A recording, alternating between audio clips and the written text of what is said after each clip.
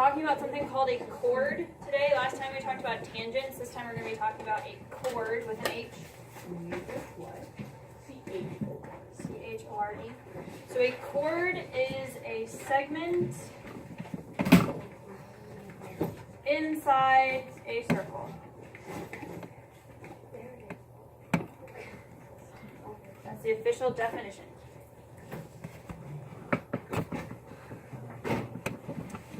Now, I do want to clarify kind of what this means. When we're talking about a segment inside of the circle, that means that the endpoints are on the circle.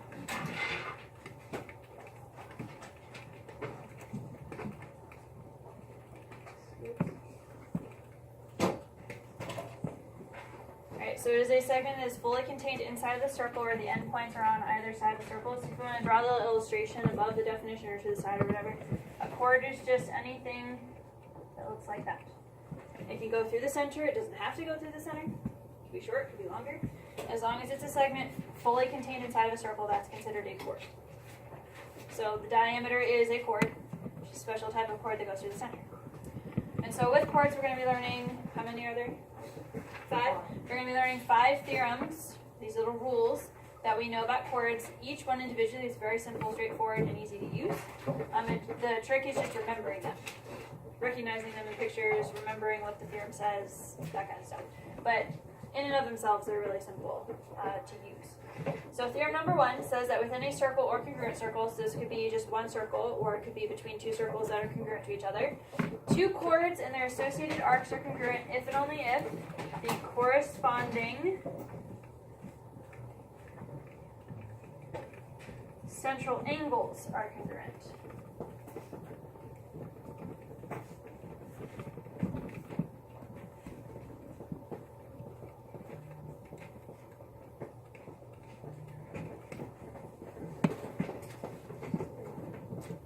So the chord and the arcs that go with the chord, which will, in a second, they're called intercepted arcs.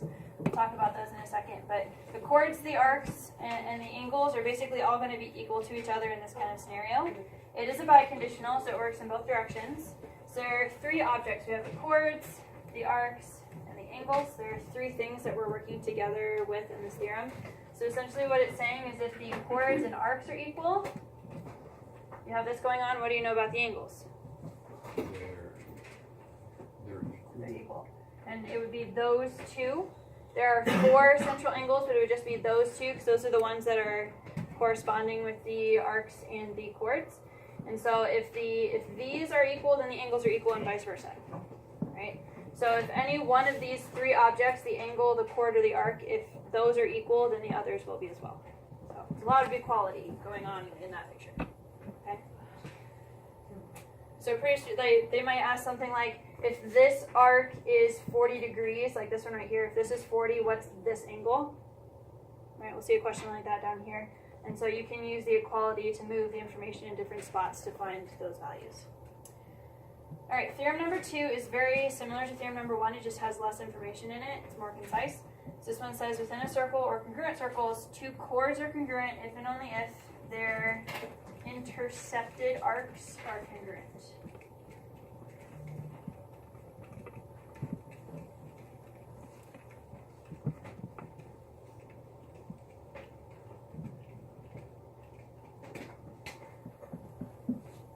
Intercepted in a second. Chords are congruent if and only if their intercepted arcs are congruent. So you guys have heard about y-intercept and x-intercept, right? So you've heard of the word intercept before in the context of that. This is a little bit different. Intercepted arc, what they're referring to is the arc that's created in between the endpoints of the chord. So it's like when you draw a chord, the part of the circle that you chop off between the endpoints of the chord, that's the intercepted arc.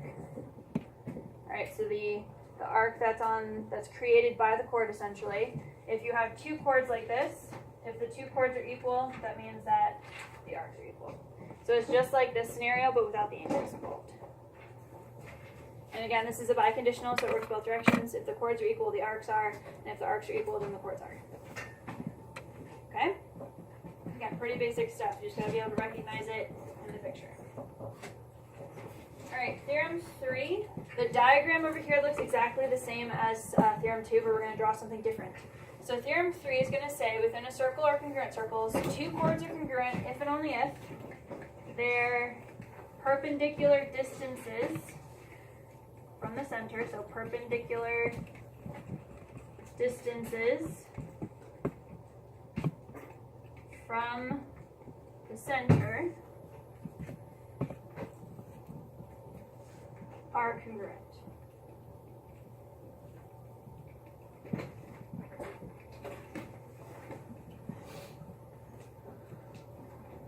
Now I very specifically put the word perpendicular there because I don't just want to say distance in general. Because I don't remember if you remember this discussion from Unit 5, but I was telling you the difference between the distance between 2 points and a distance between a point and a line, right? If you have 2 points, obviously the distance between them is a straight line, right? But if I just have a point and a line, right, it can't just be any random line that goes to intersect, it has to be the perpendicular one. So that's why I have the word perpendicular there. It's a very important part of this theorem. So what it's saying is if you draw the perpendicular distance from the center to one of the chords, and then you draw the perpendicular distance from the center to the other chord, if those are equal, then the chords are equal, and vice versa. So just so we don't get too confused, I'm going to use numbers to illustrate this. So your picture would look like this. You'd have these teeny little awkward looking segment thingies going from the center to the chord.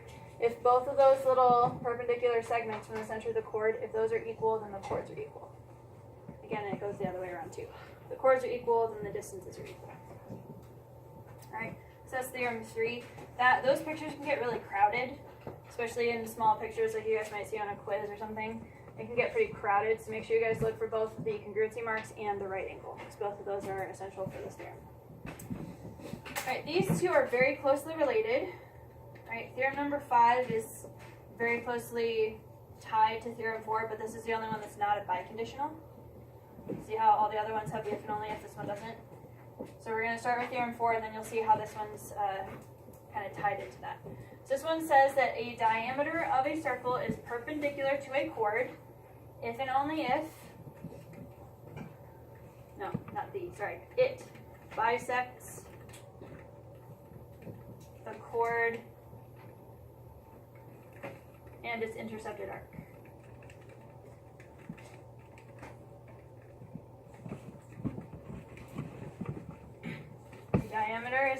A diameter of a circle is perpendicular to a chord if and only if it bisects the chord in its intercepted arc.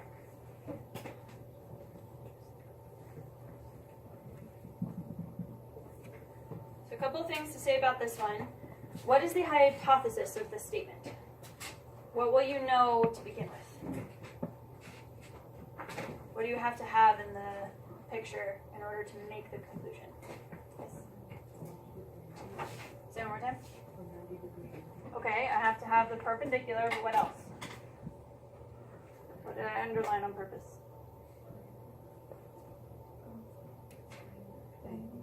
It needs to be a diameter, first of all. It needs to go through the center. You need to visually see it's going through the center. It needs to be perpendicular to the chord, and if you see those two things, what do you know is happening to the chord? It's being cut in half, and so is the arc.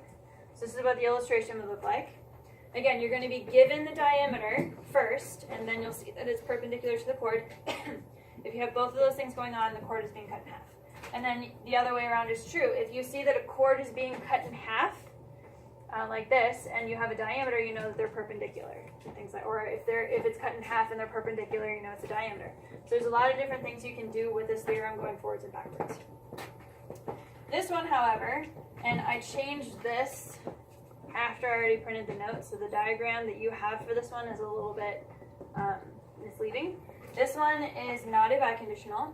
This one says that if a chord is the perpendicular bisector of another chord, then it is a diameter.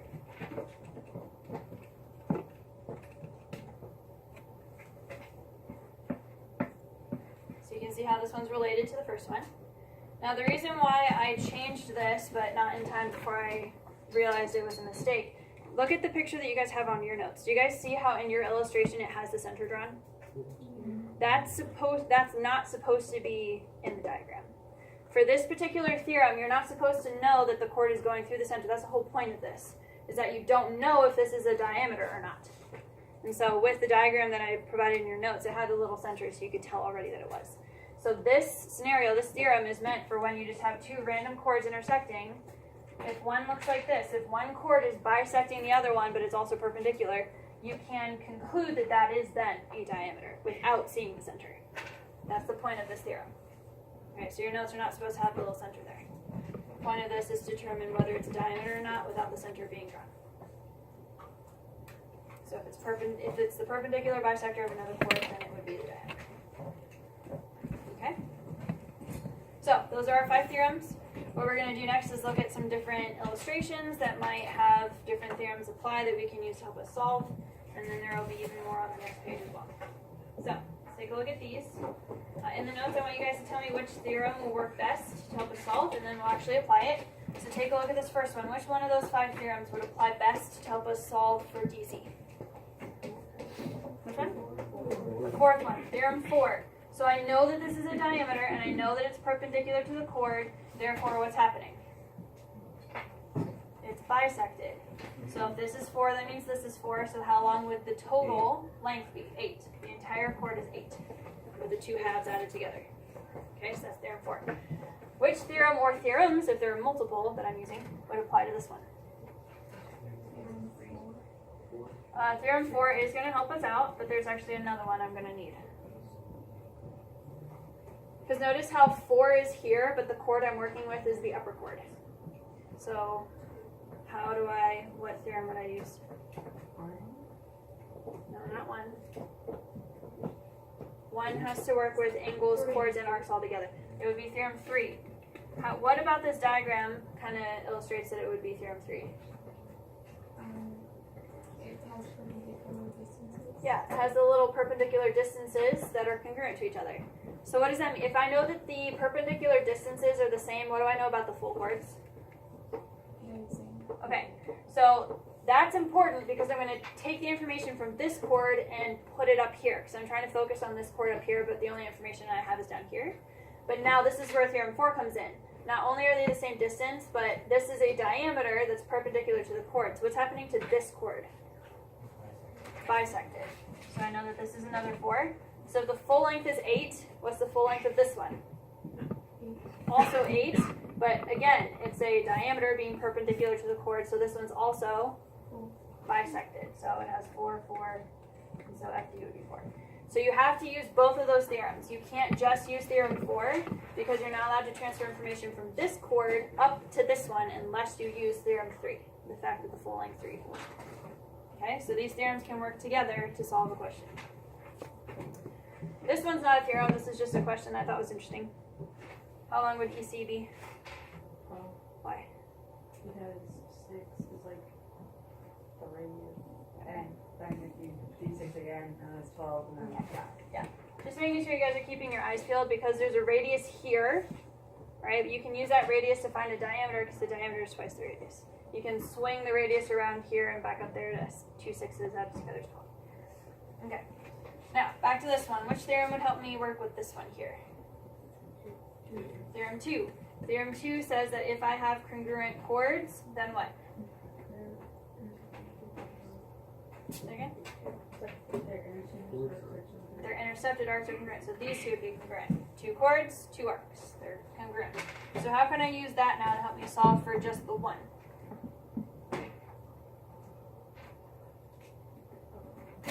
Any ideas? Yes, you try? Well, you did partially go through 60. Okay. So you take away 64 divided. Yep. If you take the 64 away, that gives you these 2 left over. And since they're both equal, you can divide that by 2 to get one of them, SR. So when you do that, I believe it's 148. Okay. What about this one? I have 2 congruent arcs. Which theorem would help me? Theorem 2 again. So if I have 2 congruent arcs, what else do I have? 2 congruent chords. These chords in particular are the ones that are created, or the chords that created those intercepted arcs. So I could say that 2x plus 4 is equal to 18. I know you guys can do that algebra. Get 7 after doing the algebra. And then what theorem would best apply to this last one over here? Theorem 1. This would be theorem 1. Theorem 1 involves chords, arcs, and angles all working together. So what I have in this picture are that I have congruent chords. But if I have congruent chords, what else can I conclude? The arcs are equal, and if that's true, what else? The angles are also equal. So all of it's equal. They're all equal. So how can I use this arc being 40 to solve for x?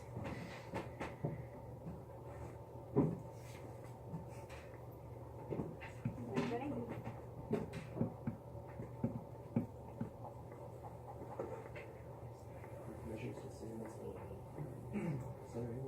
Okay, so the arc is equal to the central angle, correct?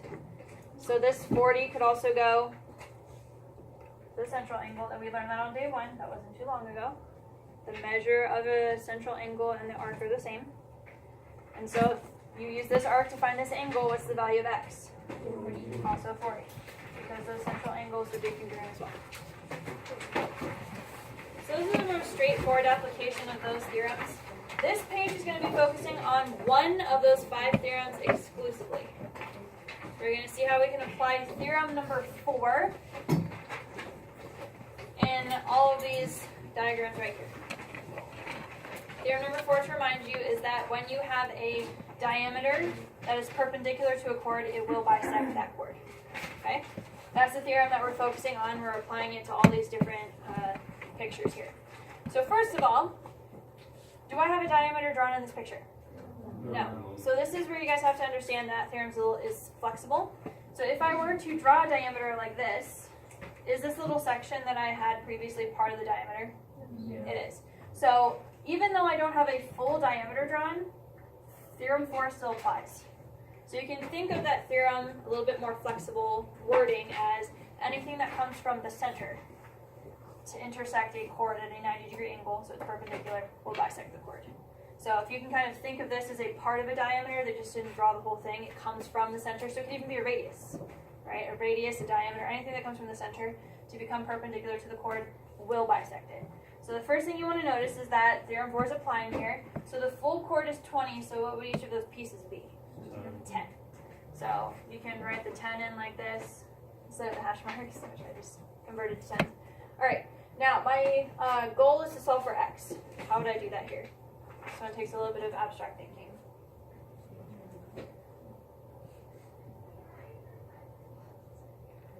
Anybody have any ideas on how I could manipulate the picture a little bit, the diagram? Yes? I could create a right triangle. How's that?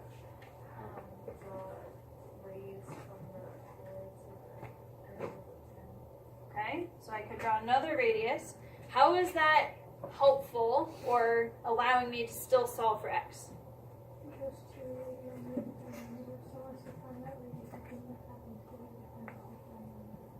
I'm not looking for the whole diameter though, I'm just solving for x. Yeah, that's why the radii are equal, right? So in this picture, you can see in the one next to it I had a right triangle, so that's a hint. But over here I didn't have a triangle. So if that's ever what's happening in these diagrams, all you have to do is swing the radius around. So it actually makes that right triangle, and because all radii are equal, you're still solving for x, okay?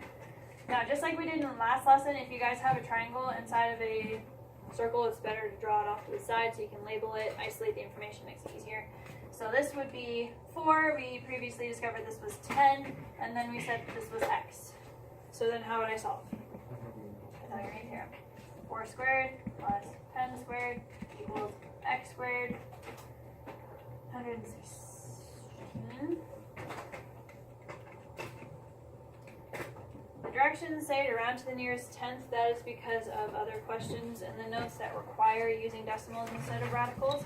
But I'm going to write the simplified form of this radical anyway, as well as the decimal, because I don't want you guys to I don't want that to go cold.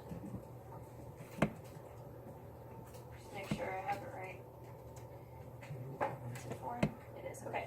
So the simplified radical would be 2 root 29 you're writing that as a simplified radical, but the decimal is 10.8.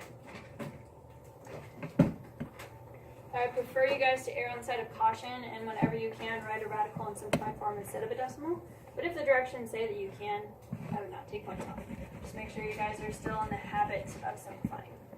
Because on the test, I guarantee you, I expect you to write the simplified form of a radical every single time. Alright, so everybody okay with that one? Swing the radius around, get the right triangle solved. Yes? Alright, now this one is set up nicer for you because it already has the right triangle, but you do have to be extra careful in this example. Okay? I'm going to draw the right triangle off to the side, just like I have been doing in previous lessons. I have the 15 here, I have the 8 here. What's happening on the other side? What is X referring to in the picture? The entire chord. Is the entire chord the side of the right triangle? No. So how do you think I would label? What's the relationship of this leg to the full chord? It's half, right? So there are two options. You guys can call this 0.5x. It's half of x.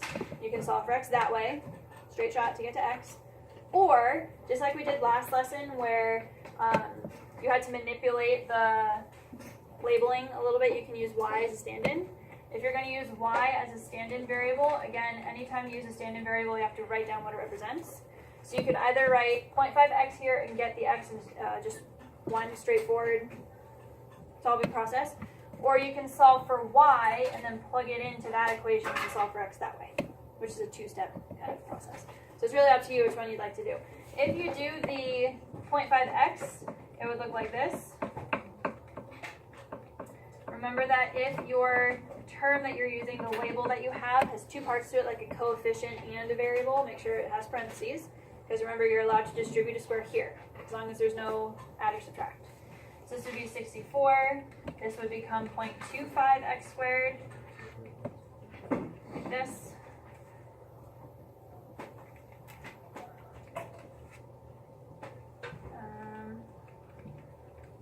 I didn't show every single step in my work, but you subtract the 64 over, and then you would divide the 0.25 and then take the square root. That one turns out to be a decimal, so it's impossible to give me a simplified radical of a number that's already a decimal. So that's why the directions were here, to round to the nearest tenth. So that would give you 25.4 approximately. Yes. What? What? Brody, what's the question? So that's how you can do it, just in one single process. Write the label as half of x, because this part is just half of x when x is referring to the whole chord. Or you guys could solve for y. Y would end up being, can't remember what it is, like 13, is it 13? No. 12 point something when you get y. And so then you would plug that in here, multiply it by 2, and that would give you x that way if you use the standard variable. Okay? So it's really up to you whether you'd like to do the 0.5x label or call it y and then go back and multiply times 2. Yes. Alright, so that one is a little bit different, so make sure you're paying attention to whether you have to use 0.5x or not. Just pay attention to the diagram. Alright, what about this one? Do you guys see the right triangle I would use? So it's right here. You can draw that outside the triangle. How would I label the sides? 14 is referring to the entire chord. And remember, this is coming from the center to become perpendicular to the chord. So what's happening to the chord? Being bisected, right? That's what theorem 4 says. So the left leg would be 7. X is referring to that perpendicular distance. And then what would I call the hypotenuse? 9, because 18 is referring to the entire diameter. So half of that, which is what I'm using for the triangle, is 9. So, straightforward Pythagorean theorem. X squared plus 7 squared equals 9 squared.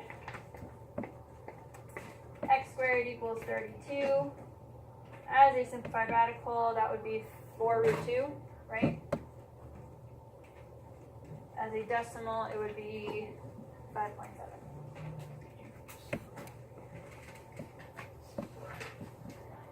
Some of them are real straightforward and quick and easy to do. Some of them you just have to be extra careful when you're looking at the picture.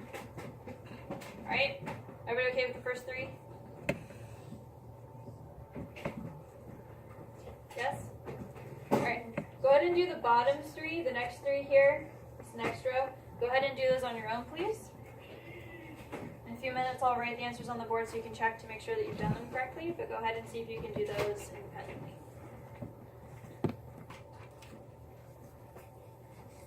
Okay. If you guys are working, you can glance at it, make sure you got the right answer.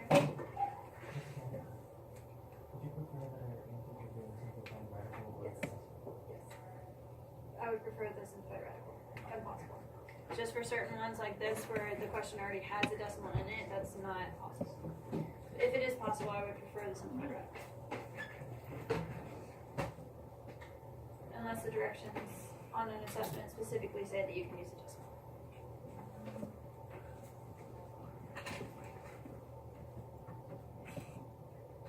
In all three of these, you had to swing the radius around to create your triangle. Everybody notice that? Just figure out where you could draw another radius to complete a triangle. Figure out how long the radius would be, and then make sure you're always, if the segment from the center to the chord is perpendicular, remember that's bisecting the chord. It's theorem 4. Any questions on those three? That concept as a whole, everybody's okay with? Okay. Now we're going to try some more abstract applications of theorem 4. Again, it's the same kind of questions, just with slightly different looking pictures here. So for this next one, we have, oh man, that didn't work. There we go. All right. We have 3 circles that are all tangent to each other, so the circles are all touching. I know a couple of side lengths. I know that this whole thing is 18. This entire thing is 14, and this entire length is 20. And I'm trying to find the radius of each circle. So each circle is going to have its own radius. And the hint that they have here is actually really helpful. They're going to have us label each radius with a variable, and then we're going to write equations to represent what's going on in the pictures. So they've already used x, y, and z. So let's pick different variables we could use. A, B, C maybe. So let's start in circle X, right? The radius is just this part. I should not have colored that. Hold on. So you guys see how the radius for circle X is just that much? Okay, I'm going to call those A, both of them. Call those A. And then for circle Y, I'm going to pick a different color. You guys see where the radius is for circle Y? Here and here. What should I call those? B, okay. And then we have the same thing going on with circle Z. It has its own 2 radii being drawn from the center. And so what should I call those? Okay. How can I write expressions or equations to help us solve for A, B, and C? Using all the information I now have in the picture, how can I solve for A, B, and C?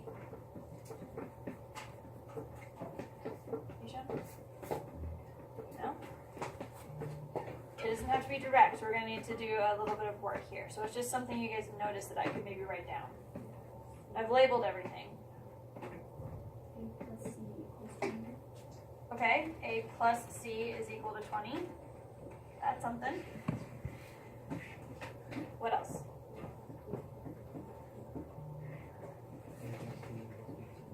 A plus B equals 18. Anything else? Okay. So these are relationships. This is like a 3-equation system. I don't know if you've ever done any of those before. This is like a 3-equation system type thing. The numbers are simple here, so it's not going to be crazy complicated. But we are going to have to work with 3 different equations to help us solve for each of these variables. So there are a lot of different directions you can go in, but the way that we're going to be doing this is by using a substitution instead of elimination type thing. So what you want to do is figure out which equation you would like to write an expression for just that one variable. So do you want to stick with A, B, or C? C? Okay. Well, which one of these would you like to use to write an expression for C? This one? All right. How would I write this in terms of C? Or solve for C? C is equal to 14 minus B.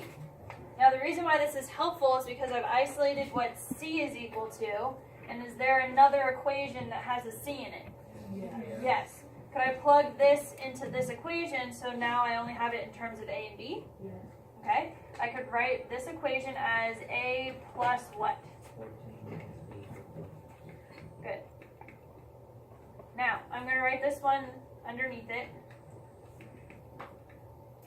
Do you guys now see how doing this, where I rewrote C in terms of B and then plugging it in, do you guys see how I now have two equations that only have two variables? So now this is like our usual system we're used to working with. It only has two variables, two equations. This I can now solve using a normal system kind of scenario. Okay? So we can go ahead and use our normal system. I'm going to make that a little bit neater. That's really A minus B equals what? 6, because you moved 14 over. So now I have this. How would I solve this mini system? If you saw that, how would I solve this? Simplify the equations a little bit. Yeah, right. The B is nice, conveniently turn out to be opposites now, so I can add down for them to cancel. 2A is equal to 24. Just kidding. What did I do wrong? Did I do something wrong? No. Okay. I heard somebody groan, so I thought I did something wrong. Alright, so then what's A?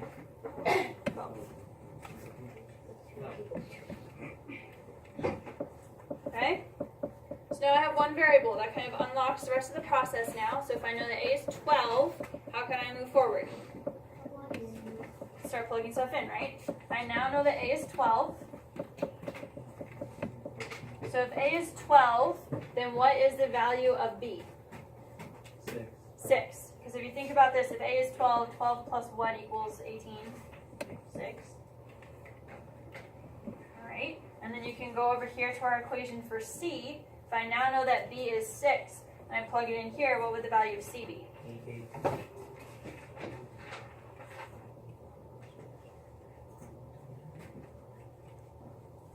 Okay, so I know did you guys ever work with 3 equation systems and all? Yeah. Okay. Yeah, so that's the same kind of thing you guys would expect to be working with. Use substitution a little bit, and then it ends up being elimination a little bit later. So, cool stuff. Yes. Alright, then we have our last 2 here. They look super complicated, but they're not, so don't worry.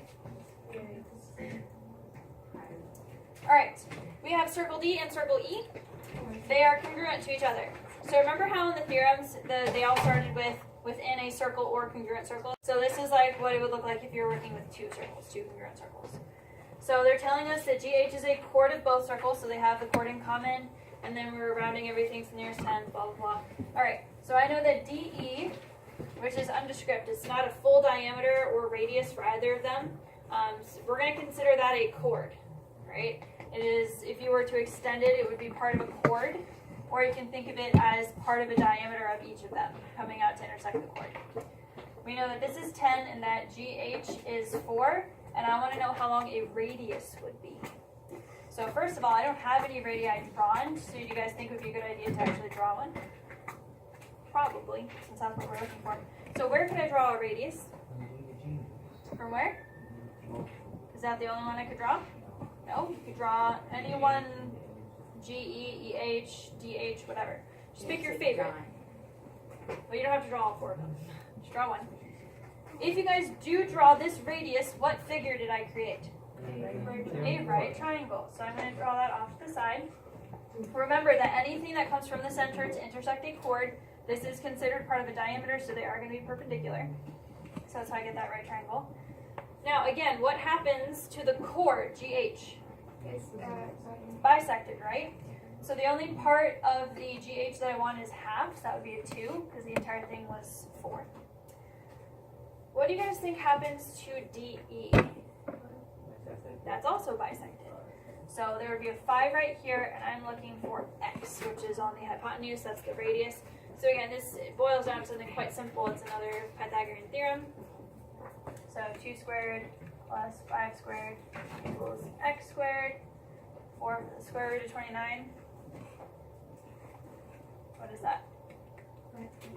5 point.